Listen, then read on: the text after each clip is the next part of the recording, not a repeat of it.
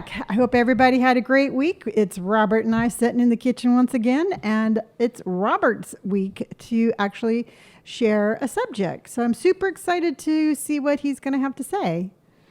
Yeah. Yeah. So last week you had talked about, like kind of like getting in your head and kind of things like that. And so throughout the week, obviously it's my turn to share this week, and you were asking, have you got a topic yet? No. Have you got a topic yet? No. Have you got a topic yet? No.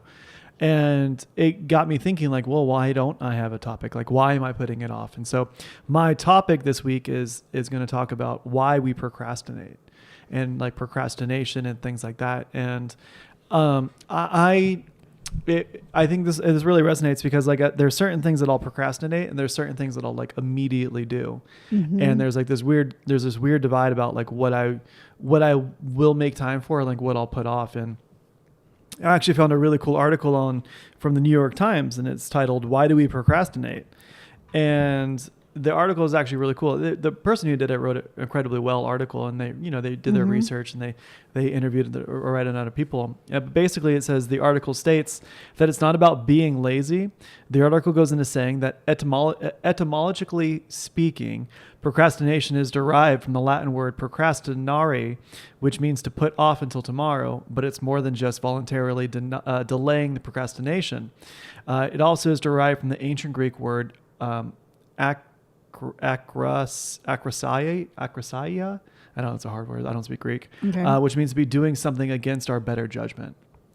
And the article itself is actually really cool because it's not really necessarily talking about us being lazy or like being unmotivated and things like that. It's actually like it's a variation of like it's like a mental block kind of thing. So like if you're procrastinating, you're not necessarily lazy, but you're also kind of like it calls it self-harm, which I think is really interesting. Right. It kind of goes back to kind of like, how like last week I was saying how I find that I think I was stopping myself from starting because it was bringing up like childhood kind of like disappointments. Is that something like what procrastination is, do you think? Not necessarily like childhood disappointments, but that disappointment of like, oh, what if they don't like it, or what if this is bad, or what if something like that, or like, oh, I just don't want to do it. That feeling of like unmotivation. It's really interesting because like the article goes into saying like all these different things about like, it still needs to be done, but the more you're putting it off, the more you're like hurting yourself in the long run. And I thought it was really interesting because it resonates, and there's a couple of really good parts. But it goes into saying that it's self-harm, says Dr. Piers Steele, a professor of motivational psychology at the University of Calgary. And it says, the article goes into saying that self-awareness is a key part of why procrastinating makes us feel so rotten. When we procrastinate, we're not only aware that we're avoiding the task in question, but also that doing so is probably a bad idea, and yet we do it anyway. So it's like, and that's why it resonate like with self-harm, because we know what we're doing. That you're putting it off. That you're not actually starting it. And it's really interesting to see like that cognitive like decision to not do it, even know that you're doing the wrong decision. So let me ask you this. Okay. I mean, in your research and everything, did you kind of like take that and kind of like try to ask that question to yourself? Like, why am I putting this off? Yeah, absolutely. It's, I think, that's the thing though, is I think everybody procrastinates. And so like, this is a thing that like this, and one of the reasons why I chose this topic is because it's not just for like one person or like this quality of personality type, but everybody procrastinates, and it's really interesting to see that. See, now I agree with you completely because I think that there are some things out there that, you just don't want to do. I mean, you don't want to pay taxes, so you procrastinate on going and getting your taxes done. Or, you have to say something to somebody that you don't want to say. But do you think that there's like a big difference between procrastinating on getting your taxes done and then procrastinating like in things in life that you need to do, but more like on a subconscious kind of daily basis? What do you mean? Well, I mean, because I know that for, procrastination has, for me, I was always procrastinating as a kid, but I felt like, looking back at it now, I procrastinated a lot because I was just mentally tapped out. Sure. So that's a big difference between like, I don't want to pay taxes and just like, I mentally don't have any more to give and I can't do this school project. I mean, I don't see the difference. I think they're one and the same. I think procrastination, whether it be micro or macro, is still that same kind of cognitive like decision making where like, oh, I should be doing this. And it doesn't even have to be so big as like taxes, but like, oh, dude, I should be cleaning up the house. But you're like, maybe just one more episode. And I think that, to be like, to say that like you're like tapped out or you don't want to, I think it's a coping mechanism to finding excuses to not doing something. Really? Yeah, I think so. Because I mean, think how much better we feel when the house is clean. We were always like, oh, the house feels so good. It feels awesome. And what happens when we don't clean it? The house, we feel kind of, yucky, or we feel like, a little cluttered, and we're a little anxious. And I think by giving us that out to like, be like, oh no, I'll just clean it tomorrow. Or like, I'll just clean it after this episode, and one episode leads to two. I think it's a way to like validate you not doing something. So now trying to again, kind of dive deeper. Mm-hmm. So you were procrastinating on picking a subject, but do you know why you were procrastinating to pick a subject? Yeah. Well, I mean, I can think of multiple reasons. One, like you talk about, is time management. I just didn't have time, and I didn't allocate I knew I could find a topic, but I didn't put it in the forefront of most important things. And then one thing led to another, and then it just kept getting buried and buried and buried. Another thing is, when we do these topics, it forces us to kind of look at it. You look deeper in ourselves, and sometimes that's not easy to do. Sometimes it's easier to put that off than that self-examination.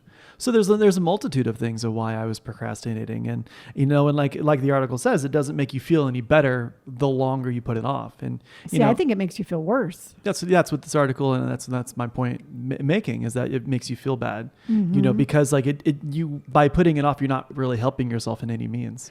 So it's kind of like emotional cutting. You're emotionally hurting yourself. Not to that degree, but yeah, it's definitely a very small version of it. You see, because I think like if you procrastinate on something, you just always have kind of like this sense of disappointment. Because you're disappointed in yourself for not doing it. Which is what the article is saying. So it's really interesting. And then it goes into saying, this is why we say that procrastination is essentially irrational, said Dr. Fushia Sorios, professor of psychology at the University of Sheffield. Schofield, sorry. It says it doesn't make any sense to do something is going to have negative consequences, which is basically putting it off. And it says, she added, people engage in this irrational cycle of chronic procrastination because of an inability to manage negative moods and around a task. And it says, procrastination isn't a unique character flaw or a mysterious curse on your ability to manage time, but a way of coping with challenging emotions and negative moods induced by certain tasks such as boredom, anxiety, insecurity, frustration, resentment, self-doubt, and beyond. So it's basically just kind of triggering those feelings and those emotions, right? You see, because now I'm just trying to like dive deeper, but from how I just heard that, how you read that, to me, it's like there's some sort of negative emotion attached to the task. So therefore you procrastinate. Yeah. That's what the article's saying, is that like, let's say, for example, okay, just to be the devil's advocate, okay, that's totally different than time management. One's an emotional feeling and the other one is I just don't have time. But like if that was the thing though, but like you can use this I don't have the time as an excuse, as a crutch. So that in itself would be different. So you can sit there. Okay, so you can sit there again. Let's just use the example of finding the topic. Okay. So you're finding the topic and you find yourself procrastinating, whether it's you or me. So we can say in our mind, well, it's time management. But deep down inside, the reality is that there's a negative emotion attached to that task, and that's why we're not doing it. Yeah. Okay. Yeah. So for example, things are all, I feel like, life just moves really quick, and then finding a topic and researching the topic and doing the podcast, in a sense, kind of makes me feel like I'm always rushed. And so that rushingness gives me anxiety. Feeling rushed gives me anxiety. So I associate that feeling with finding a topic sometimes. Okay. And so I'm like, oh my God, okay, so Saturday or Sunday, I got to do this. And I get that overwhelming feel of anxiety sometimes. And that emotion leads me to like, oh, well, I don't want to deal with that emotion at the moment. I'll pick this up later. I'll pick this up closer towards the due date. See, that's really cool that you're like, it's just kind of like one more thing on your plate that's already so full. Yeah, exactly. And then, but you can also use like the, oh, well, I just don't have time, or I'll have time on this date. And then you kind of just push it off. The exact same thing with like cleaning. You're like, oh, well, I'll just do it tomorrow because I'll have this time. And then that procrastination leads, because the house still isn't clean. The topic still isn't found. So that feeling is still there, but it's just buried under more anxiousness. Right. Because truthfully, as a human being, we know, like, if the house is dirty, you have to clean it. But if there's like something, again, that's like emotionally blocking your ability to do it, it's really important to see what it is that underlying trigger emotion. Sure. Yeah. So for example, like back in the old house, we never really cleaned, because it was just a well, we never cleaned because I was an alcoholic and I didn't clean the house. As a child, it was not your responsibility to clean the house. It was mine. No, but what I'm getting at is that we never cleaned it. And because we never cleaned it, that sense of like, oh, well, it's really dirty. And so we kept moving that start date farther and farther and farther because, the procrastination just built up so much of us not cleaning, because it's super easy to clean a house when it's cleaned regularly. But when you don't clean something for a while, you're like, oh my gosh, now this task got bigger and bigger and bigger. And that procrastination led to like this really big mountain, which would otherwise been super easy to do. Yeah. So like the alcoholism and growing up was hard, but that ultimately that could have been alleviated if we didn't procrastinate on cleaning so much. See, to me, I think that it's like it's like black and white. It's like apples and oranges. Because for one thing, you're dealing with an emotional illness. You're dealing with addiction. And rational thinking is so far out the window. If you want to take a deeper dive on that, Robert, I was thinking about how, I went to the dentist yesterday, and I'm so proud of myself for going to the dentist every 3 months, getting my gums cleaned, because when I was drinking, I never went to the dentist. Sure. And my gums were wrecked. Okay. And it wasn't because I was procrastinating because I had negative emotions. I just didn't care enough about myself that, I didn't care if my teeth fell out of my head, or I didn't care if the house was cleaned. I cared, but it was like I had such a heavy burden of addiction on my back. I couldn't even start. Every time I started cleaning, I opened up a beer. And by the time that I was through my first 6-pack, I was already done cleaning, And so to me, something like that, we could definitely take that scenario into this house where we're sober, and here we can apply that. Yeah. But I personally think that the subject or the root of that wasn't procrastination. That was just addiction. Yeah, but it's not as cut and clear as that, though, because like a procrastination, like you said, like when you started cleaning, you cracked your first beer, you found a reason to stop cleaning, or there was like that like, okay, well, this is a good stopping point. That procrastination of picking it up later, so that's, I think that. See, but you're thinking like I had a rational thought, and I didn't have a rational thought of picking it up later. I just wanted to drink. Sure. And you know what? And then that led to me just sitting out on the back porch, drinking and smoking for the rest of the afternoon, or heading to the casino. Okay. See, because my good intentions went out the window, not by any sort of rational thinking. Okay. There was good intentions going into it, but there was just, the addiction was bigger and badder and stronger than the good intentions. Sure, but you still started the act of cleaning, and then you still put off the act of cleaning because you said like we never really finished it. Yeah. So we put it off, which is procrastinating. You see what I mean? See, I'm just, I'm debating, I'm not arguing, but I am thinking that procrastination in my mind is something totally different. Procrastinating, we could procrastinate in this house. Sure. I'm sitting here looking at the fans on the ceiling fans, and I'm like, oh, that's kind of dusty. But, we've said that a couple of weeks, and we're procrastinating on getting the ladder and cleaning it. Sure. It's a rational thought and a healthy mind that I'm putting off. Okay.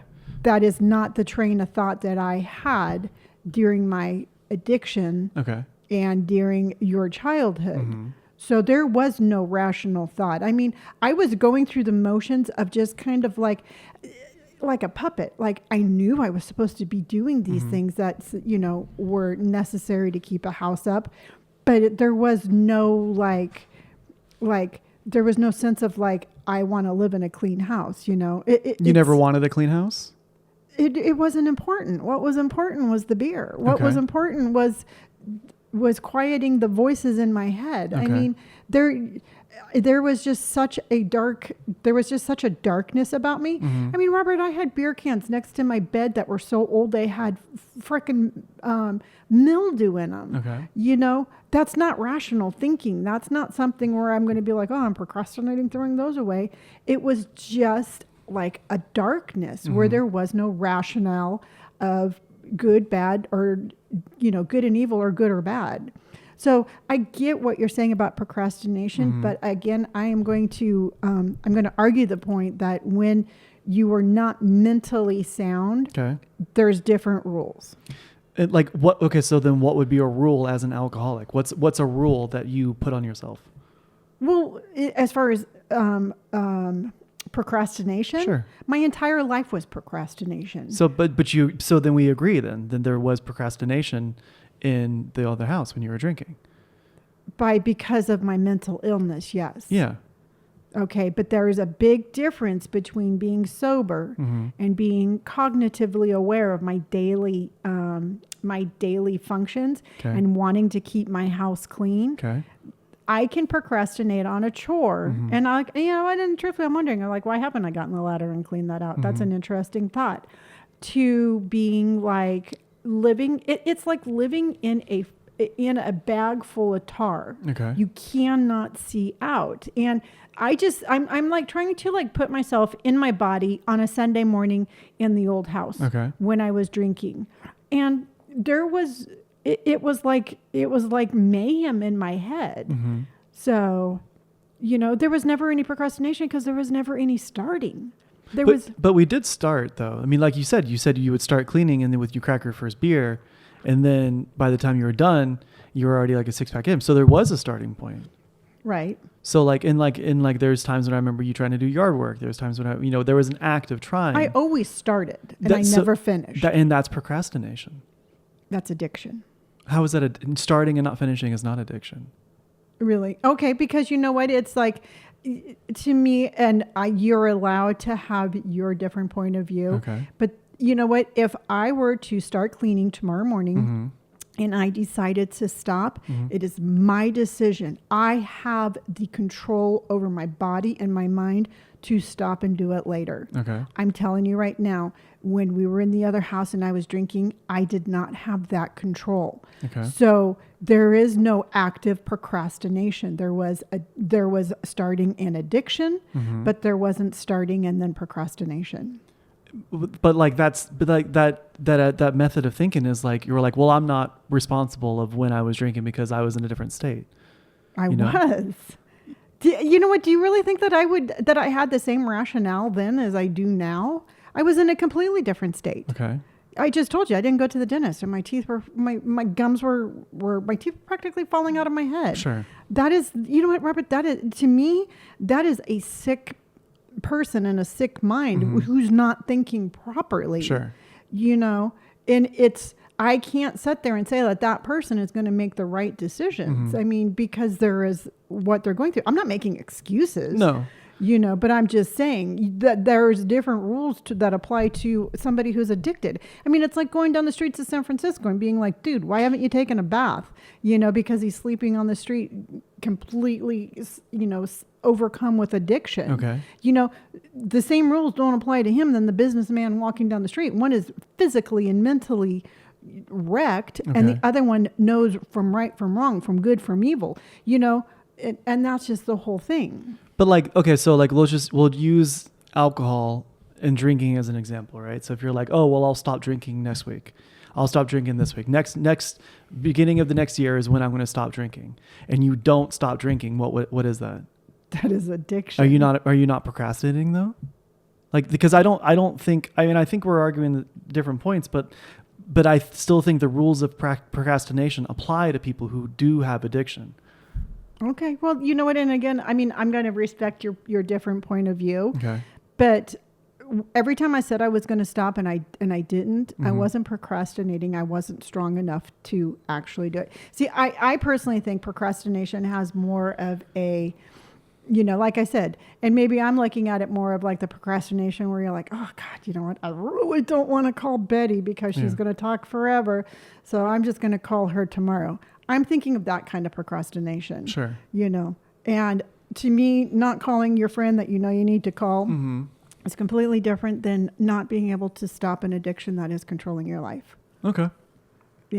That's just my, and again, that's just my point of view. Sure. From living it, because I mean, there was never a time that I purposely stopped that cleaning. I mean, of course I wanted to have the perfect house and I wanted to be the good mom and, make sure that if I started laundry, how many times did I start laundry and get drunk and then forget to take it out of the dryer and had to rewash it like 3 times? I mean, it wasn't because I decided I didn't want to do it. It's because I was passed out on the couch. Sure. And then when I woke up, I forgot what I did.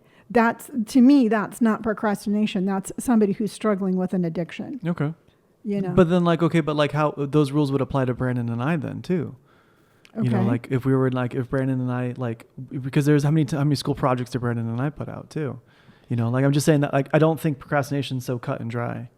Well, I mean, the thing is you were procrastinating, and truthfully, when I was saying I was going back to when I was a kid. You know what? School was almost too much because it's like I had so much going on at home, and I can't speak for you and Brandon because I don't know. I'm not you and Brandon, but a lot of times I think that you and Brandon procrastinated for the same reason. I mean, you were so overwhelmed with living with life that a school project was just something that you didn't have the emotional, the mental bandwidth in order to deal with it. Where all these other kids were going home, and probably had like a loving, supporting family, and you didn't have that. But that's the thing, we don't know. But I'm just saying, I mean, I'm not saying they did, but I'm just, if you had a normal childhood to where you weren't trying to survive on a daily basis, and you were just that kid, you're like, well, I just don't want to do it. Then you know what? To me, that's procrastination.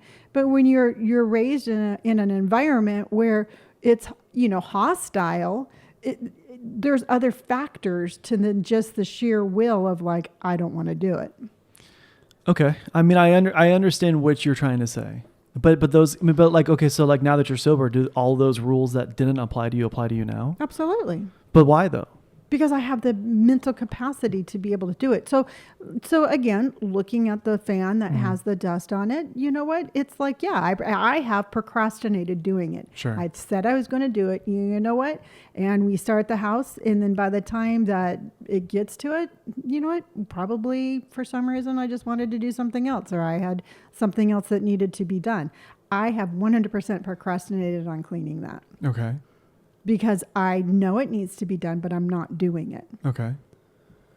Sure. So just continuing off of that, it says, the particular nature of our aversion depends on the given task or situation. It may be due to something inherently unpleasant about the task itself, having to clean a dirty bathroom or organizing a long, boring spreadsheet for your boss, but it may also result from deeper feelings related to the task, such as self-doubt, low self-esteem, anxiety, or insecurity. Staring at a blank document, you might think to yourself, I'm not smart enough to write this. Page flip. Eve says, even if I am, what will people think of it? Writing is so hard. What if I do a bad job? And it says all of this can lead to us thinking that putting off the document and performing another task is a good idea. But of course, the only compounds is negative associations we have with the task, and those feelings will be there whenever we come back to it, along with increased stress and anxiety, feelings of low self-esteem and self-blame. So again, it's just talking about continuing, there's no reason to be putting things off, especially if there's something that need to be done and you're going to be doing it, which I think is really interesting. And then it says, we must realize that at its core, procrastination is about emotions, not productivity. The solution doesn't involve downloading a time management app or learning new strategies for self-control. It has to do with managing emotions in a new way. So it's basically just dealing with the beast at hand. Okay. Kind of thing. So now when we started this, you said that it was a time management thing. Yeah. And after reading that, are you seeing it more as Yeah, kind of like absolutely. that emotion of feeling overwhelmed. Well, you're looking at it. Yeah, you look at it differently instead of being like, "Oh, I don't have enough time." It's like, okay, why do I really not want to do this? Mhm. Because like finding a topic took 2 seconds. Writing this out took like 30 minutes. I could have done this at any time, at any point, in any part of the day, but I chose to put it off. And the reason I put it off is because the feeling I had when I thought about it, and that's the reason ultimately that I was putting it off is because I was associating that feeling with that task, and I didn't want to bear with it until the very, very last moment. Then when at the very last moment came, then it has all this all these other stressors are in. So it's like, oh, we're doing this today. The time stressor is a thing. Like, do you have a topic? No. It definitely adds on to it. And so, yeah, so absolutely. So it's you associate the feeling with the task instead of the task at hand. Yeah. Because truthfully, I think I only asked you if you had your topic once. It was a couple of times, 2 or 3. It was like at least once a day when we were walking. No. You don't think so? I will challenge you to a duel over Okay. that one. Yes, I did ask you if you had it, and you said no, and I dropped it, and I purposely never asked you again because I did not want to be that trigger. Okay. And so yeah, no, because I can think of 2. Okay. Well, maybe I subconsciously did. Mm-hmm. So and here's the $1 million question though. It's like, do you think that deep down inside you do have some sort of like negative kind of feeling towards having to do the podcast? No, I think, well, to be honest with you, I think, because we do this at the end of the week, I just feel so anxious, I think, when it comes to this time of the day or this part of the weekend. So I get like really anxious because I feel like my mind's kind of just like my eyes are darting back and forth of all the other shit I have to do. So instead of taking a task that I think I ultimately enjoy, it just feels rushed, and that being rushed gives me anxiety. Mm-hmm. So I associate with that feeling with that task, and that is anxiety. So do you think it would be beneficial if we changed the day or the time? No, I think it's going to have to come down to more just like a mental checklist, because I couldn't do this at any point during the week. I've got plans all throughout the week, and then it's just Saturdays and Sundays are kind of like the last leg. So everything that doesn't happen during the week gets pushed over into the weekend, and it feels like a busy marathon. Mm-hmm. So when Sunday rolls around, I'm so like mentally drained. I'm ready for Monday, because it's almost like a roller coaster. Like it's almost like Monday starts at the peak again, and then it's all downhill. Right. So it's not so much of what day we do it. I think it's just more of how I interpret the work week and how I interpret day to day. Okay. Yeah, because truthfully, I'm willing. I can change the day or the time if you find that there's a time that works better for you, that would ease that kind of like. No, it's going to come down to more of just a mental thing. Okay. So I just wanted to let you know that I was flexible. Okay. Yeah. And then the article goes into saying, it says, our brains are always looking for relative rewards.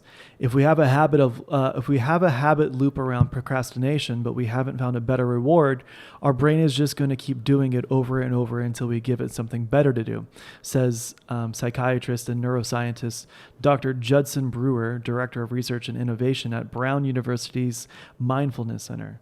And it says, to rewire any habit, we have to give our brains what would Dr. Brewer called the bigger, better offer. So basically it's just, like let's just say, we'll just use the topic of me finding a topic again. Mm-hmm. If I had found this, like, let's just say either tomorrow or Monday or Tuesday, I would give myself the luxury of having one less task to do towards the end of the week. So it's just one less problem I don't have to think about. And it kind of alleviates that stress and that anxiety. So that's a bigger, better offer, because I don't have that extra layer of like burden to take out and do. And I think I think that's what he means in terms of like reward is that feeling, because we associate procrastination with a negative feeling. We need to give our bodies and our brains something more positive to look forward to. And that feeling could be, not feeling so stressed and overwhelmed. Mm-hmm. So then it says, in the case of procrastination, we have to find a better reward than avoidance, one that can relieve our challenging feelings in the present moment without causing harm to our future selves. And then page flip. And it says, basically it continues with how to deal with procrastination. It says, one option is to forgive yourself in the moments you procrastinate. Self-forgiveness supports productivity by allowing the individual to move past their I don't know. I don't think I read this word. Maladaptive behavior. Maladaptive. Yeah, I think that's it. Maladaptive behavior, and focus on upcoming examination without the burden of self-pasts. So like if you don't do it, instead of being like, oh dude, I'm a piece of shit, I forgot to do it, or like that burden, you have to be like, listen, it happens. Life happens. Things get busy. I had to push this off, but it's perfectly okay. I'll do it today, kind of thing. And then it says another tactic is the related practice of compassion, which is treating ourselves with kindness and understanding the face of our mistakes and failures. And it says, in fact, several studies show that self-compassion supports motivation and personal growth. Not only does it decrease psychological distress, which we know is a primary culprit, for procrastination, it also actively boosts motivation, enhances feelings of self-worth, and fosters positive emotions like optimism. And it says optimism, wisdom, curiosity, and personal initiative. Best of all, self-compassion doesn't require anything external, just a commitment to meet your challenges with greater acceptance and kindness rather than rumination and regret. So basically, it's like you just reward yourself, like, hey, dude, like, good job, you did do that, or you did call your friend, you did schedule go to your taxes, like, like giving yourself that mental praise. Mm-hmm. And then lastly, it finishes the article and says that may be easier said than done, but try to reframe the task by considering a positive aspect of it. Perhaps you remind yourself of a time you did something similar and it turned out to be okay, or maybe you think about the beneficial outcome of completing the task. So like, like, hey, if I get my task or my topic done early, I don't have to think about it, and that feeling would feel much better than procrastinating. So now, did you give yourself that compassion and kind of like forgive yourself for procrastinating on it? Yeah, once I kind of figured it out, I'm like, once I figured out like the root of the problem, it made a lot more sense as to why I was doing it. Mm-hmm. Because there'd be times I'd be like, well, why am I even doing this? Like, I have no idea why I'm putting it off. I have no idea why I'm not doing it now when I have the time and the energy to do so. And as soon as you figure out why you were doing it and why like the underlying cause was, it made total sense. Yeah. Because I just want to make sure, because I know you get really triggered on like the feeling of feeling like you're forced to do something. Yeah. And I just want to make sure that you don't feel forced to have to do anything. You know what I mean? Like, do you have like what do you mean by that? Like when it comes to like forced to find a topic or forced to just, everything, in truth, I'm going to be completely honest, but forced to do anything that is like associated with me. I don't want it to be where you're like, oh, I have to go do my podcast with my mom again. I just want to make sure that there's not that kind of like underlying sort of like, almost like that might be why you're triggering that emotion. It's like you feel like you're responsible or something. Well, I mean, I'm responsible because it's half my podcast as well. So it'd be irrational for me to like not have that feeling of duty to show up and do your podcast. I mean, there were times where it felt more like a chore, but I think that was back when we kind of like had nothing to talk about and we forced something. So I think to answer your question, my sense of like anxiousness or self-doubt or anything like that is that the lack of structure. I like structure. I like routine. And, when we don't have these topics to talk about, there's no structure, there's no routine. Mm-hmm. And it makes it very overwhelming for me. And I don't like it. So when we do this podcast before, we were like, well, what do you want to talk about? And we're like, I don't know. And we're like, we'll figure it out. And so we had to shoot an hour and 5 minutes of like nothing. That made me, it gave me a sense of dread because I was like, okay, well, here's the chore. Yeah. So then that procrastination happens. Do you think that you're still kind of associating the podcast with that kind of feeling of like where it became a chore? No, because there's more structure now. No, I'm just saying, but underlying, consciously, that there's a difference, but maybe subconsciously it's still hanging on to kind of like that feeling of where, like when we didn't have our subjects and it was kind of a chore. No. Okay. Yeah. Now, have you figured out any sort of like for next week's my turn and then the following week is yours? Do you have like anything kind of set up so that way you don't fall back into No, that? Nothing yet. But I definitely feel like I'm going to give myself as a reward for understanding my procrastination. I'm going to give this week and let you do it. And then next Sunday when we, probably when I'm surfing, I'll think about it on the ride home. Oh, cool. Yeah. Okay. Yeah. See, because I'm thinking since you like structure and we've been recording the podcasts on Saturday, maybe have it be like by the end of Sunday, you have to have your your subject. No, because I don't want to put that label of like I have to. Like I don't want to hold myself to that standard because life does happen. But that's what structure is, isn't it? Yeah, but like, but to say, but like, okay, well, I'm gonna do this and that and that. Like, if you give yourself like this ultimatum, like, okay, well, I have to have it by Sunday, and if Sunday doesn't happen, and you miss it, and you're like, well, I failed. Okay. So like, I don't want to give myself that parameter of failure when the podcast is supposed to be fun and engaging. So if it doesn't happen Sunday, like it's okay. Like I'll dedicate, maybe in the morning when I'm showering to think about something.